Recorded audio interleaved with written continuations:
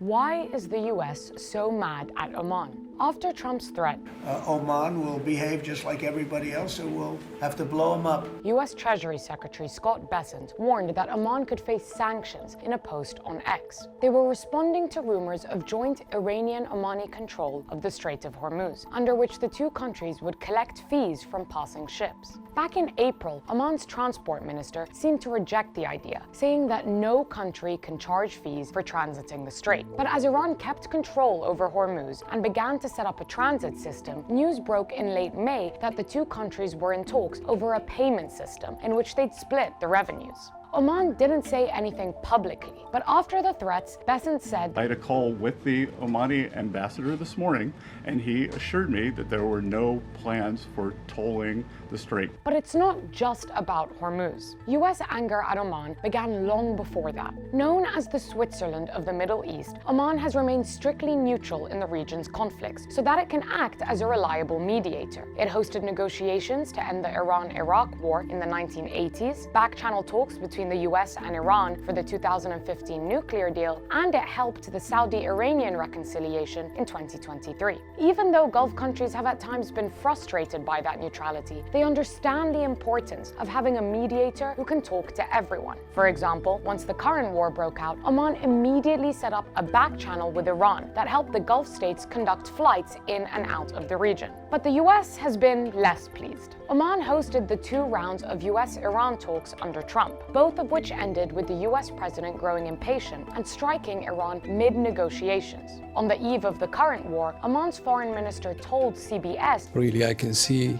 that the peace deal is within our reach." US officials accused Oman of overstating the talks' progress, which also cast doubt on their reasons for going to war, and indicated that they wouldn't be using them as mediators in the future. As Iran's attacks on the Gulf states intensified, so did anger at Oman's stance, which was seen as too friendly to Iran. For example, Oman congratulated Mojtaba Khamenei on his appointment as the new supreme leader, and it hasn't signed on to regional or US-led statements condemning Iran.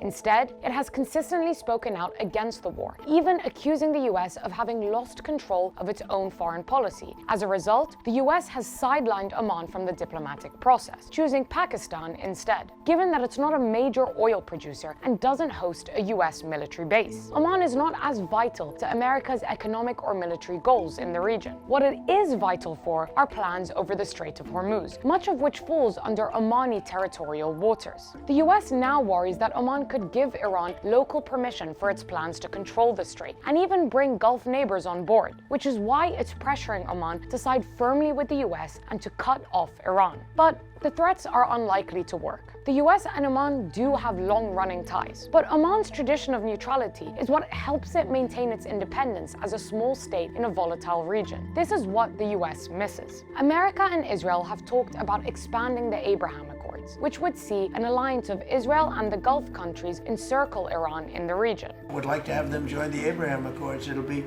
historic if they do it. I think they owe that to us, to be honest. But Gulf leaders can't really afford to keep tensions high with Iran while trying to pursue their big economic ambitions. Joining could also anger their own populations, where there's growing backlash against America and Israel's actions in the region. That's part of the reason why countries like Saudi Arabia and even the UAE had actually de-escalated tensions with Iran in recent years. Geopolitical risk got in the way of economic growth. Instead of helping limit that risk, some analysts have argued that their ties to America and Israel have only deepened it. The Trump administration is trying to change that calculus. Its pressure is strong, its behavior unpredictable, and its threats alarming. But ultimately, its attention span is fleeting.